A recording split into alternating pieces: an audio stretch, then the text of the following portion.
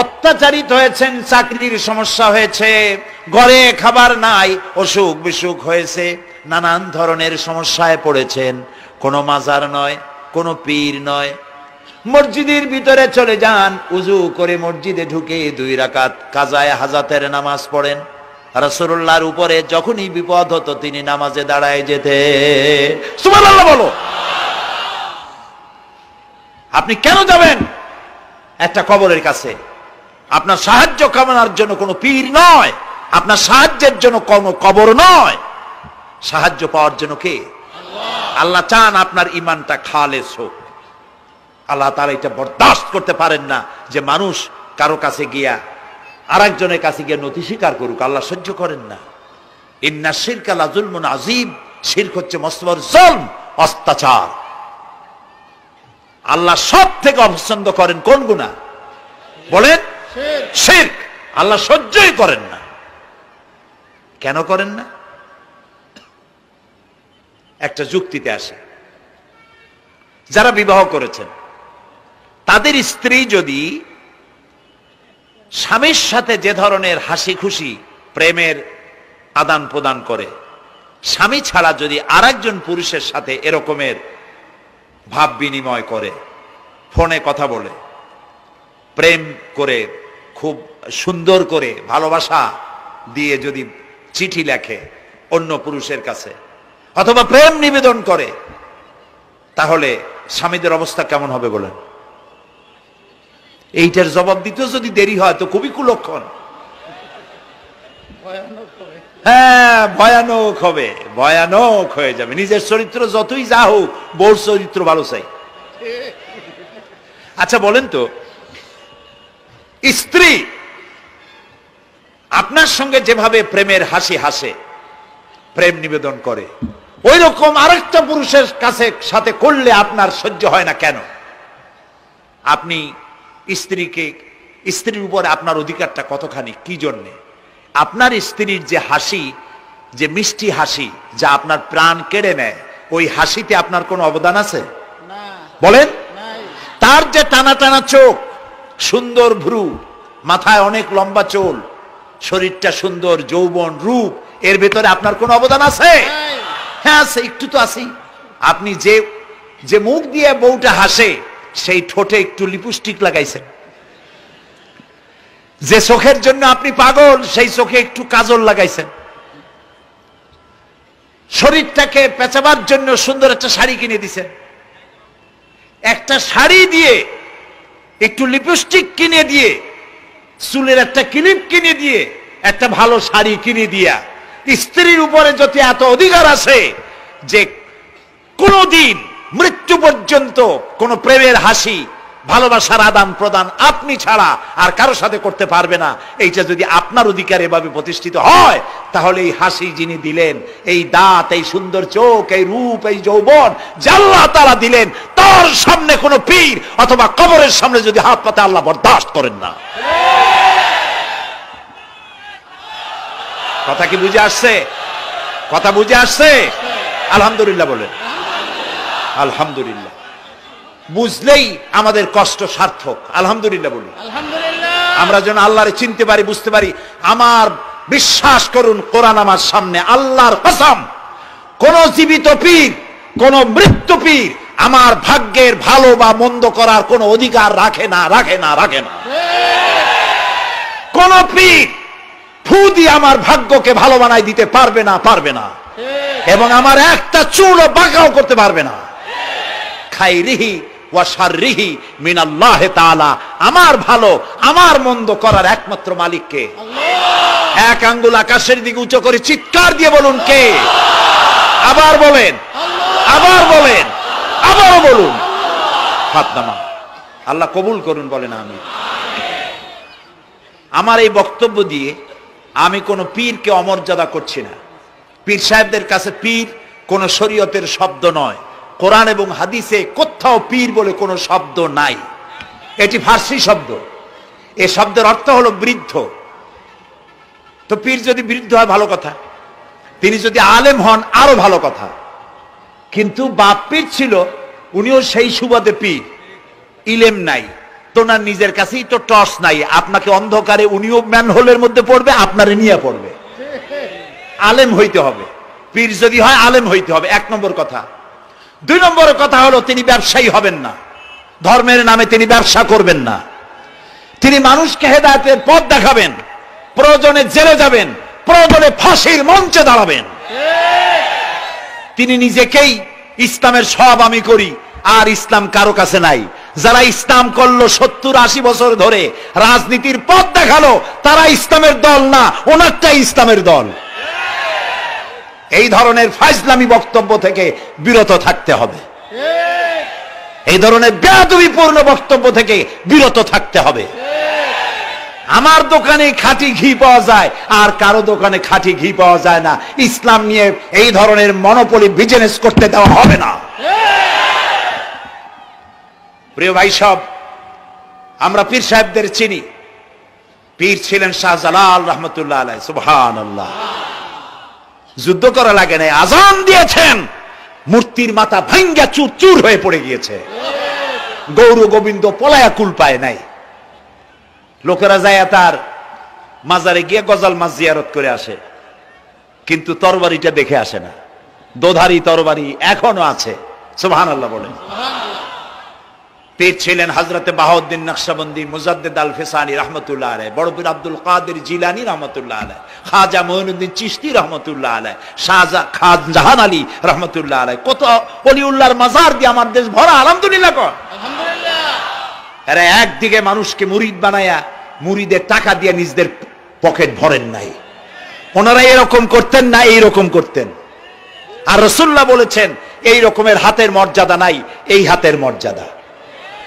আমি পীর দেখছিলাম, বাইতুল শরীফের পীর হযরত শাহ আব্দুল জব্বার সাহেব, আল্লাহ তাআলা জান্নাতুল ফেরদাউসের মেহমান বানায়নি। এই বাংলাদেশে শত শত মসজিদ, মাদ্রাসার এতিমখানা তৈরি করে গেছেন, সুবহানাল্লাহ। বৃষ্টির মৌসুমে চট্টগ্রামের বাড়ি তার, 14 বছর মাদ্রাসায় ওয়াজিদিয়া চট্টগ্রামে 14 বছর বুখারী শরীফ পড়িয়েছেন। কি মানের আলেম, খালি পীর না। মুরিদরা যত টাকা দিত, এই টাকা দিয়ে বড় বড় মাদ্রাসা মসজিদ করেছেন। আর বৃষ্টির সময় সাথী সঙ্গী নিয়ে বস্তি এলাকায় যেতেন, পলিথিন দিয়া ছাওয়া, বাচ্চা আর তার স্বামী নিয়ে কাতরায় এক কোনায় বসে আছে, খাবার নাই, চাউল নাই, অসুস্থ, তাদের চাউল দিয়ে আসতেন, তাদের রান্না করার শাকসবজি দিয়ে আসতেন, ওষুধ দিয়ে আসতেন, হাড়ি পাতিল দিয়ে আসতেন। বন্যা হলে, তুফান হলে টাকা উজাড় করে যা মুরিদরা দিত সবগুলি উজাড় করে মানুষের খেদমত করতেন, সুবহানাল্লাহ। কাজী যারা জামায় অনেকগুলো পকেট সমানে নিতে থাকে আর ভরতে থাকে এইভাবে করে, এই ব্যবসায়ীদেরকে পরিত্যাগ করতে হবে। পীর হচ্ছে ওই সমস্ত লোক যারা নাকি ধর্মের নামে ব্যবসা করে না, বরং আল্লাহর দ্বীনকে প্রতিষ্ঠা করার জন্য কথা বলে। প্রিয় ভাই সব, আমাদের জেহেন সাফ করতে হবে, পরিষ্কার করে বুঝতে হবে আমার ভালো আমার মন্দ কে করতে পারেন? আল্লাহ। সম্রাট শাহজাহান নাম শুনেছেন? কোথার বাদশা বলেন? দিল্লির সম্রাট। সম্রাট শাহজাহান, পৃথিবী জোড়া নাম তার। কবি বলছেন, শাহনে জাহাं को जिन्हें फख्र से देते थे बाज, वाज कब्र में है सूरह अलहम्दु की मोहताज। যে শাহজাহানকে কর দিয়া ট্যাক্স দিতে পারলে জনগণ নিজেদেরকে গৌরবান্বিত বলে মনে করত, সেই শাহজাহান কবরে শুয়ে আছে, সূরা ফাতিহার মুহতাজ হয়ে আছে, সুবহানাল্লাহ। যদি কেউ আমার কবরের কাছ থেকে হেঁটে যাইতো আর একটু সূরা ইখলাস পড়ে সবরে সানি করতো, আমি কিছু পাইতাম। আহারে, এই এতিম ফকির হয়ে শুয়ে আছে। এক ফকির দিল্লি ঘুরতেছে, একজন বলছে, ভাই তোমারে তো খয়রাত করে দেখতেছি আমি সেই ছোটবেলা থেকে, খালি তুমি খয়রাত করো। একটা জিনিস আপনারা মনে রাখবেন, গরিব, আজকে যারা গরিব পরিশ্রমের মধ্য দিয়ে কালকে তারা ধনী হতে পারে, কিন্তু যারা ভিক্ষুক, যারা ভিক্ষা করে, জিন্দেগিতে কোনোদিন তারা বড় হতে পারবে না। ভিক্ষা করা যাদের অভ্যাস, জীবনেও বাড়ি করতে পারবে না, জীবনেও ধনী হইতে পারবে না, কিন্তু গরিব ধনী হইতে পারবে। কারণ হলো আল্লাহর কাছে দুইটা বৈধ জিনিস অত্যন্ত ঘৃণিত। কয়টা?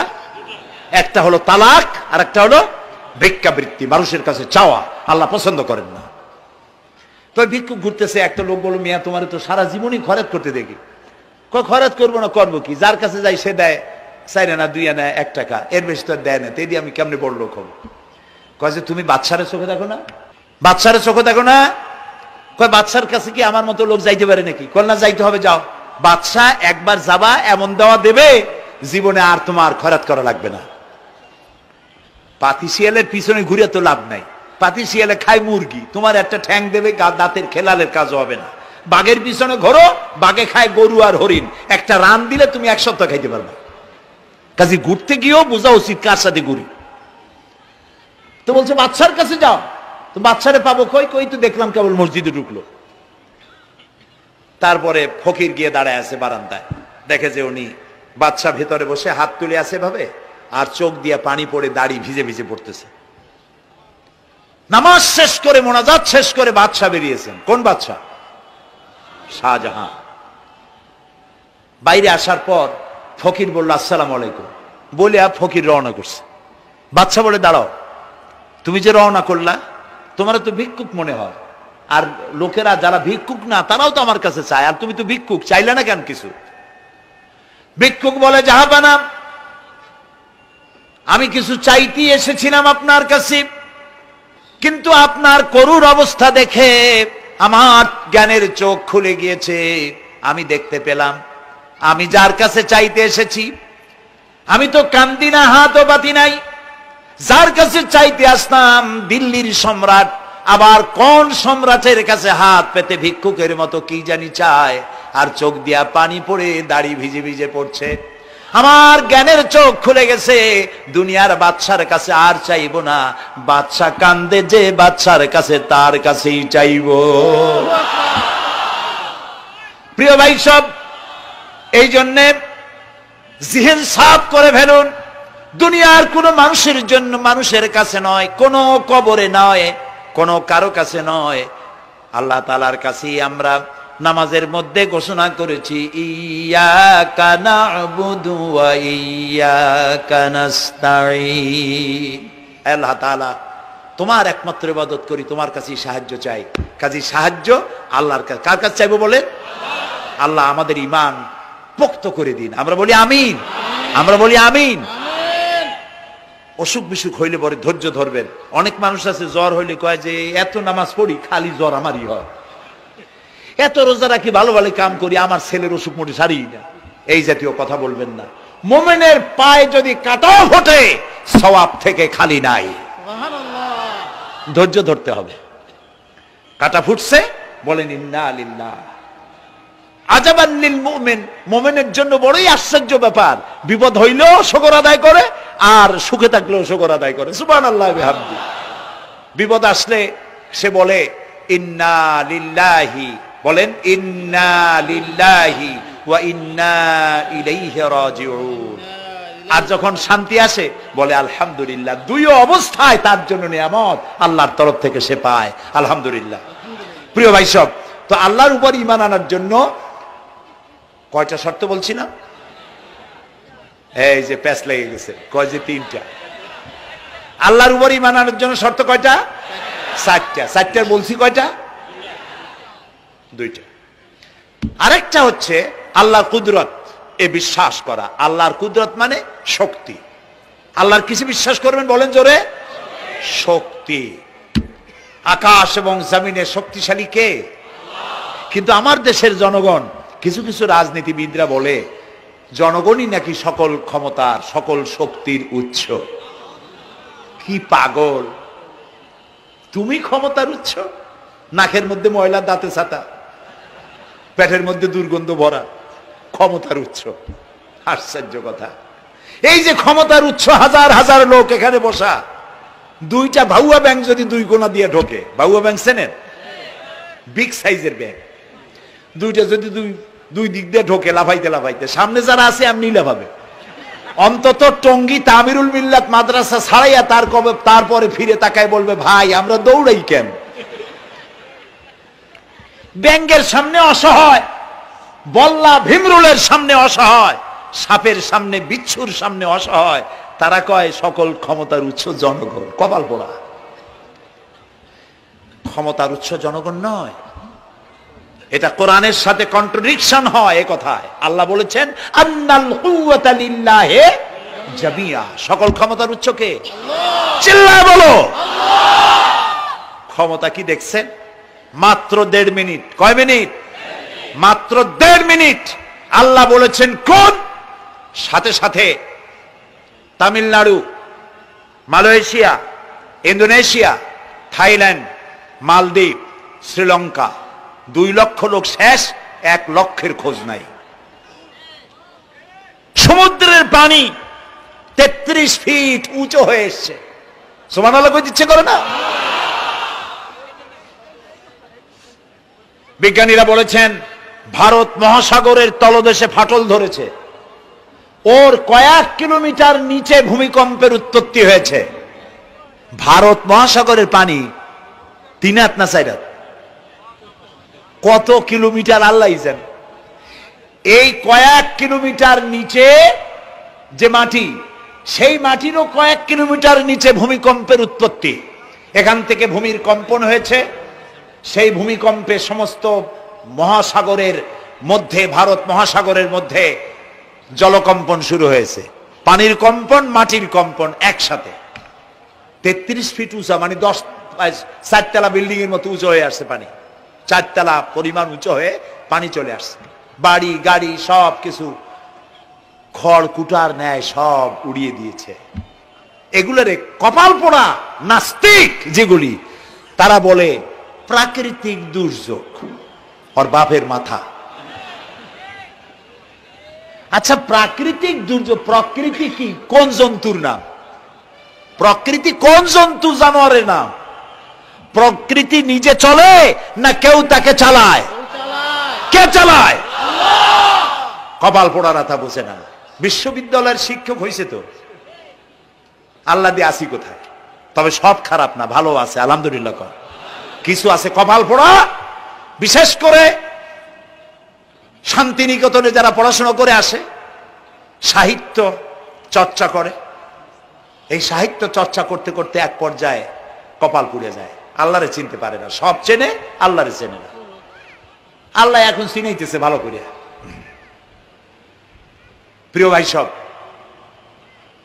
কওমে আদ, কওমে সামুদ, এগুলিকে আল্লাহ তারা ধ্বংস করেছেন।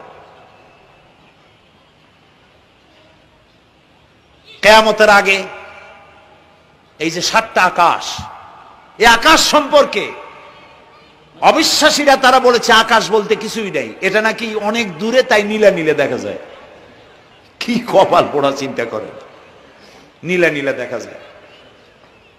এই আকাশ মহাশূন্য। এই আকাশগুলিকে, আকাশ কয়টা? কয়টা স্তর? 7টা। এগুলি কাতাইয়ে সিজিল্লিল কুতুব। কোরআনে কারিমে আল্লাহ তাআলা বলেছেন কিতাবের পৃষ্ঠার মতো কিয়ামতের আগে একটার পর একটা ঠাস ঠাস করে পড়বে, ভেঙে চুরে চুরমার হয়ে যাবে। ওয়াইদাল বিহারু ফুজ্জিরাত, আল্লাহ তাআলা বলছেন ইদাস সামাউ ফাতারাত ওয়াইদাল কাওয়াকিবু ইনতাসারাত ওয়াইদাল বিহারু ফুজ্জিরাত। আকাশের তারকাসমূহ বিক্ষিপ্ত হয়ে পড়বে। অসংখ্য তারকারাজি, বিশাল বিশাল তারকা বিক্ষিপ্ত হয়ে পড়বে। চন্দ্র সূর্য একটার সাথে আরেকটা ধাক্কা লেগে চাঁদ আর সূর্য আলো হারিয়ে ফেলবে, একাকার হয়ে যাবে। পাহাড়গুলো উঁচু করে আল্লাহ তাআলা জমিনের উপরে আছাড় মারবেন, কালিহিনিল মানফুস, তুলার মতো উড়ে চলে যাবে। সুবহানাল্লাহ বলবা না? কত বড় শক্তি আল্লাহ পাকের। ওয়াইদাল বিহারু ফুজ্জিরাত, সমুদ্র সমূহ বিদীর্ণ হয়ে যাবে। সমুদ্রে যত পানি আছে সমস্ত পানিগুলি নিঃশোষিত হয়ে যাবে মাটির তলায়, এবং সেখানে অগ্নুৎপত্তি হবে। কোরআনে কারিম আল্লাহ বলে দিয়েছেন গোটা সমুদ্রগুলিতে আগুন জ্বলতে থাকবে। এগুলি কিয়ামতের আলামত। আল্লাহ পাকের অফুরন্ত মেহেরবানি। এই যে কানের কাছ দিয়া গুলিটা চলে গেছে, কানে লাগে নাই। বাড়ির কাছ থেকে কিয়ামত হয়ে গেল, বাংলাদেশে আল্লাহ বাঁচাই দিলেন। সুবহানাল্লাহ বলো, আলহামদুলিল্লাহ বলেন। আমাদের প্রতিবেশী দেশগুলিতে যেভাবে আঘাত লাগছে, ওর 1000 ভাগের 1 ভাগের আঘাত কয়েক সেকেন্ড যদি বাংলাদেশে হতো, আমাদের সব অপরিকল্পিত শহর, রাজুক পারমিশন দিয়েছে 3 তলার, করা হয়েছে 7 তলা। এইভাবে অপরিকল্পিত যত বিল্ডিং আছে এগুলি পচা সিমেন্ট দিয়ে, পচা ইট দিয়ে তৈরি করা হয়েছে। 2-3 সেকেন্ডের ভূমিকম্প যথেষ্ট এই শহর লন্ডভন্ড করে দেওয়ার। অসংখ্য মানুষ মারা যাবে, অসংখ্য বাড়িঘর শেষ হয়ে যাবে। এদেরকে রেস্কিউ করার মতো মডার্ন ইকুইপমেন্টসও গভর্নমেন্টের কাছে নাই। এজন্য আল্লাহর কাছে সেজদা দিয়া গুনার তওবা করতে হবে, আল্লাহ আমাদের মাফ করে দাও, আমার এই গরিব দেশটাকে কিয়ামত পর্যন্ত এই গজব থেকে বাঁচাও। প্রিয় ভাই সব, আল্লাহ তাআলার ক্ষমতার ওয়াজ আমি আজ করতে পারবো না, অনেক লম্বা হয়ে যাবে। কারণ আমাকে 3টা পুঁজির কথা তো কমসে কম বলতেই হবে, অল্প করে হলেও। শুনবেন তো? আল্লাহ তৌফিক দিক, বলেন আমিন। তো আল্লাহ তাআলার ক্ষমতায় বিশ্বাস করা, তার প্রচন্ড ক্ষমতা, যা খুশি তাই বলেন করতে পারেন। মরাকে জিন্দাকে মারতে পারেন, মরুভূমিতে ফুল ফুটাতে পারেন, সুবহানাল্লাহ, যা খুশি তাই করতে পারেন। এই শক্তি সহকারে আল্লাহকে বিশ্বাস করতে হবে। 4 নম্বরে আল্লাহর হুকুম এবং হাকাম, আদেশ নিষেধ। আমি আল্লাহরে বিশ্বাস করি, এই কথার কোনো দাম নাই যদি তার আদেশ না মানি। এই কথার কোনো দাম নাই যদি তার নিষেধকে আমি আমার জীবনে প্রত্যাহার না করে চলতে পারি। মুসলমান বলে দাবি করার কোনো মূল্য নাই। একদিকে নামাজ পড়ি, আর একদিকে ওজনে কম দেয়, খাদ্যে ভেজাল দেয়, বেপরদা করি, মিথ্যা কথা বলা হয়, ওজনে কম দেয়, খাদ্যে ভেজাল দেয়, জমিনের আইল ঠালে আমানতের খেয়ানত করে, আল্লাহর হুকুম মানা হলো না, রসুলের আদেশ মানা হলো না। আল্লাহর উপর ঈমান আনার জন্য 4র্থ শর্ত হচ্ছে আল্লাহ যা বলেছেন মাথা নত করে মেনে নিতে হবে, বলতে হবে সামি'না ওয়া আতা'না। বলেন সামি'না ওয়া আতা'না, শুনলাম আর মেনে নিলাম। বলেন তো জোরে, শুনলাম আর মেনে নিলাম। সুবহানাল্লাহ বলেন। মুমিনেরা এই প্রশ্নই করবে না মদ হারাম কেন, মুমিনেরা এই প্রশ্নই করবে না জুয়া হারাম কেন, মুমিনেরা এই প্রশ্নই করবে না জেনা হারাম কেন। একটাই জবাব, মদ হারাম কেন? আল্লাহ হারাম করেছেন তাই হারাম। জেনা হারাম কেন? আমার আল্লাহ হারাম করেছেন তাই হারাম। জুয়া হারাম কেন? আমার আল্লাহ হারাম করেছেন তাই হারাম। কোন যুক্তি নাই। যুক্তির, আল্লাহর নিষিদ্ধ জিনিসে যুক্তি তালাশ করে কেবলমাত্র শয়তান। আল্লাহর আদেশ নিষেধের যুক্তি তালাশ করে কে? শয়তান। মুমিনের কাজ হলো সামি'না, বলেন, ওয়া আতা'না, শুনলাম আর মানলাম, বাস, শেষ কথা, খালাস। এই গেল 4টি শর্ত পুরো হয়ে গেল। এই 4টি শর্ত যদি পূরণ করতে পারি তাহলে আল্লাহরে বিশ্বাস করছি এটা প্রমাণিত হবে, এটা জাস্টিফাই হবে, এটা সত্যতা প্রমাণ হবে যদি আল্লাহ হুকুম মতো। 1 নম্বরে হলো, আমি আবার কথাটা প্যাকেট করে দিই যাতে করে আপনারা বাড়ি নিয়ে যাইতে পারেন। আল্লাহর উপরে ঈমান এনেছি, এই কথাটাকে কমপ্লিট করার জন্য শর্ত কয়টা? 4টা। 1 নম্বরে আল্লাহর অস্তিত্বে বিশ্বাস, বলেন আল্লাহর অস্তিত্বে বিশ্বাস। 2 নম্বরে আল্লাহর গুণাবলীতে বিশ্বাস। 3 নম্বরে আল্লাহর ক্ষমতায় বিশ্বাস। 4 নম্বরে আল্লাহর আদেশ এবং নিষেধে বিশ্বাস, মান্য করে চলা। আল্লাহ যেন এই তৌফিক আমাদের দেয়, বলেন আমিন। আল্লাহ রাব্বুল আলামিন দুনিয়ায় শান্তি, আখিরাতে জাহান্নাম থেকে মুক্তি দেওয়ার জন্য আল্লাহ পাক আমাদেরকে একটা ব্যবসার কথা বলেছেন। ওই ব্যবসায় পুঁজি কয়টা? বলেন। 3টা পুঁজি। বলছি কয়টা? দেখেন যে কেমনি প্যাঁচ লাগে। বলছি মাত্র একটা, সে একটা ডাল বার করছি 4টা। এবার আসেন মূল পয়েন্টে। এবার দ্বিতীয় পয়েন্ট, রসুলের প্রতি ঈমান। আমরা তো রসুলের প্রতি ঈমান আনছি কিনা বলেন? রসুলের প্রতি ঈমান এনেছি।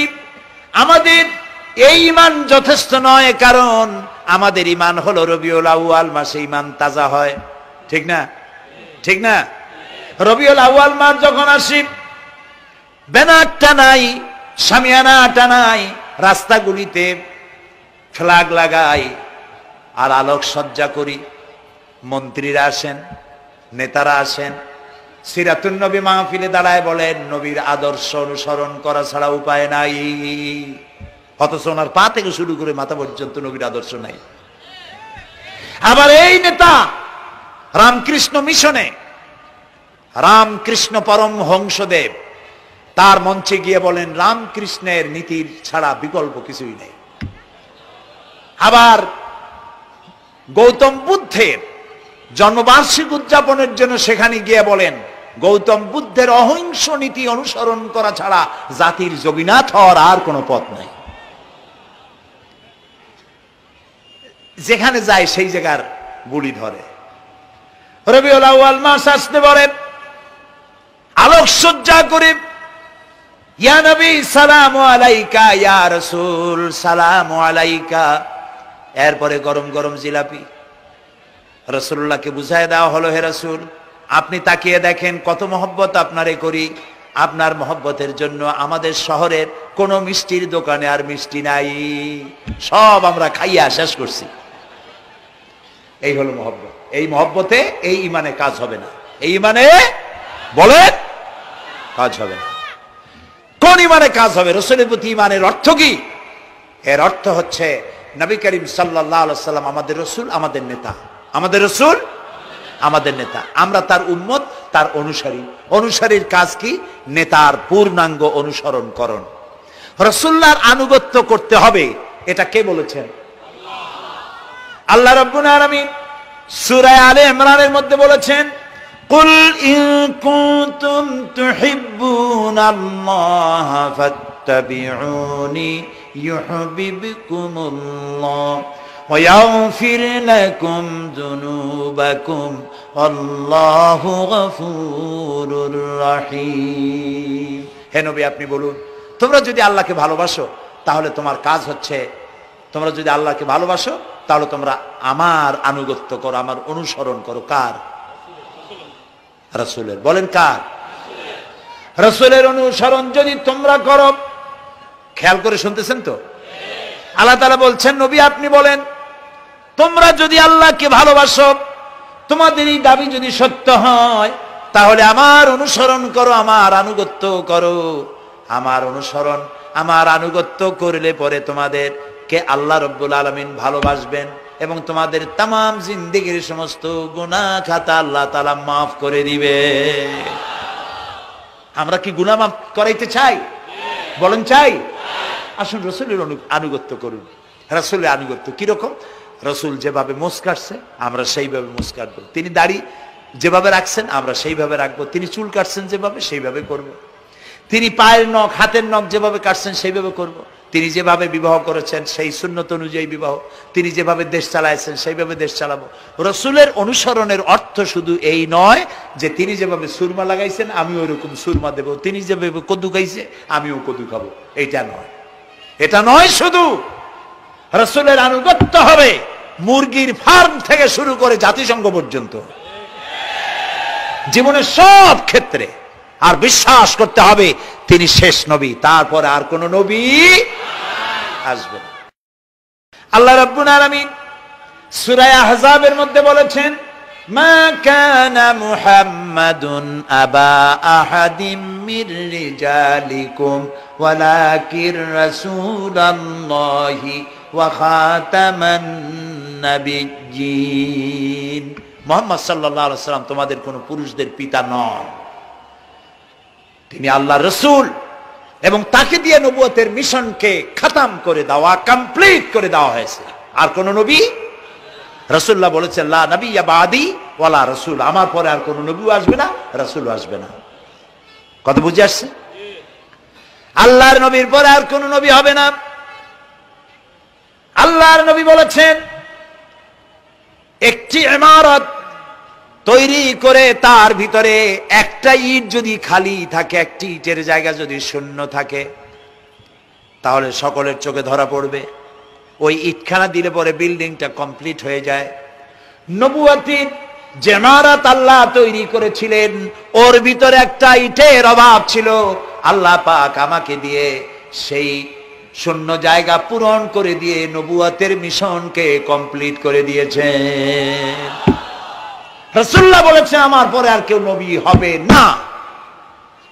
পৃথিবীর সব মুসলমানদের আকীদা মুহাম্মদ সাল্লাল্লাহু আলাইহি ওয়াসাল্লামের পরে যদি কেউ নবুয়তের দাবি করে সে কাফির, হাজার বার কাফের। তারা যারা তাকে যারা নবী মানবে তারাও রাসূলুল্লাহ বলেছেন আমার পরে 30 জন মিথ্যেবাদী নবুয়তের দাবি করবে। তার মধ্যে একজন তো দাবি করছে রাসূলের জীবদ্দশায়, একটা ছিল মেয়ে লোক আর একটা ছিল পুরুষ। পুরুষটার নাম ছিল মুসাইলামা কাযযাব, নামই ছিল কাযযাব। কাযযাব মানে মিথ্যাবাদী। দেখছেন অবস্থা, নামই মিথ্যাবাদী। উম্মতেরা কইল যে আপনি তো একজন নবী, আমরা সৌভাগ্য আর দুর্ভাগ্য হোক আপনারা নবী বলে মানলাম। মুহাম্মদ সাল্লাল্লাহু আলাইহি ওয়াসাল্লামের কাছে প্রায় জিবরাইল আসে আর ওহী আনে, আর আপনি আমাদের কোনো ওহী দিতে পারলেন না পর্যন্ত। কয় যে কেবল না নবী হইলাম, অপেক্ষা করো, ওহী আসবেন। বেশ কিছুদিন যাওয়ার পর খুব চিন্তা ভাবনা করে কয় যে ওহী একটা আসছে। উম্মতেরা সব দৌড়ে আসছে, কি ওহী? কয় যে এইমাত্র শেষ রাত্রে জিবরাইল আসছিল, আইসে আমারে কয়ে গেল একটা সূরা নাজিল করলো। সূরাটা কি? ইন্না আতাইনাকাল আকাক ফাসাল্লি লিরাব্বিকা ওয়াজআক ইন্না শানিয়াকা হুয়াল আবলাক। উম্মতেরা কয় সর্বনাশ, এই সূরা পড়তে গেলে তো আমরা কাইসা মরে যাব। এর অর্থ তো খুব বিকায়দা। কি কি সূরা নাজিল হলো আপনার উপরে? ইন্না আতাইনাকাল আকাক মানে আমি তোমাকে হুতুম পেশা দান করেছি, সুতরাং তুমি তোমার প্রভুর উদ্দেশ্যে নামাজ পড়ো আর চিৎকার মারো, কারণ তোমার শত্রুরা সাদা এবং কালো বর্ণের। আমরা তো আগামাথা কিছু বুঝলাম না, কি ওই? আচ্ছা ঠিক আছে, পয়গম্বর মুহাম্মদ সাল্লাল্লাহু আলাইহি সাল্লামকে তার উম্মতেরা নিয়ে যায় তাদের বাগানে, মাঝে মধ্যে নিয়ে যায়। নিলে পরে যে কুয়ায় পানি থাকে না, শূন্য কুয়া পানিতে ভরে যায়। যে গাছতলা দিয়ে তিনি হেঁটে যান, যে খেজুর গাছে খেজুর নাই সেই গাছতলা দিয়ে রাসূল হেঁটে গেলেন, গাছে ফল ধরে যায়। আপনি তো এরকম কিছু দেখাইতে পারেন না। তোমরা তো আমার নেও না, চলো না যাই। নিয়ে গেছে, যাইয়া দেখে যে কুয়ার পাড় দিয়ে যায়, যে কুয়ায় পানি থাকে তা থাকে না, শুকায় যায়। যে গাছতলায় দিয়ে যায় ওই গাছে খোরমা থাকলে সাথে সাথে খড়গুলো ঝরে যায়। উম্মতের কয় কি একটা কপাল পড়া নবী পাইলাম বাগে। আল্লাহ তারে শেষ করছে দুনিয়া থেকে, জাহান্নামে চলে গেছে। সেই মহিলাটাও গেছে, সেও গেছে। রাসূলুল্লাহ বলেছেন এইরকম 30 জন মিথ্যাবাদী নবুয়তের দাবি করবে কিয়ামতের আগ পর্যন্ত।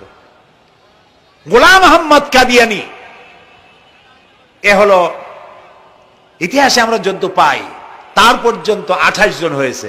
মুহাম্মদ সাল্লাল্লাহু আলাইহি সাল্লামের ইন্তেকালের পর ওকে নিয়ে হয়েছে 28 জন। কয়জন হইল? বাকি আছে কয়জন?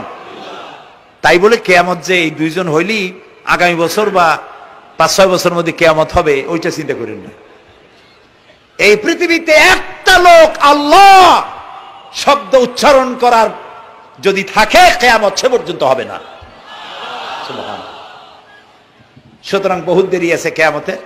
তবে ওর মতো আরো শয়তান 2 জন আসবে। গোলাম আহমদ কাদিয়ানী বলল আমি পয়গম্বর, আমি নবী, আমার উপরে ওহী আসে। তো তার সঙ্গে ওই যুগের বড় আলেম মাওলানা আতাউল্লাহ শাহ বুখারী রহমতুল্লাহ আলাইহি, তিনি বললেন আচ্ছা তুমি যে নবুয়তের দাবি করো এই শক্তি তুমি পাও কই? কয় যে আমার শক্তি তো কোরআন, কোরআনের মধ্যেই আছে আমার কথা। কোথায়? কয় সূরা সফের মধ্যে আছে, ইয়াতি মিন বাদি ইসমুহু আহমদ। ঈসা আলাইহিস সালাম আমার ব্যাপারে ফোরকাস্ট করেছেন, ভবিষ্যৎবাণী দিয়েছেন যে আমার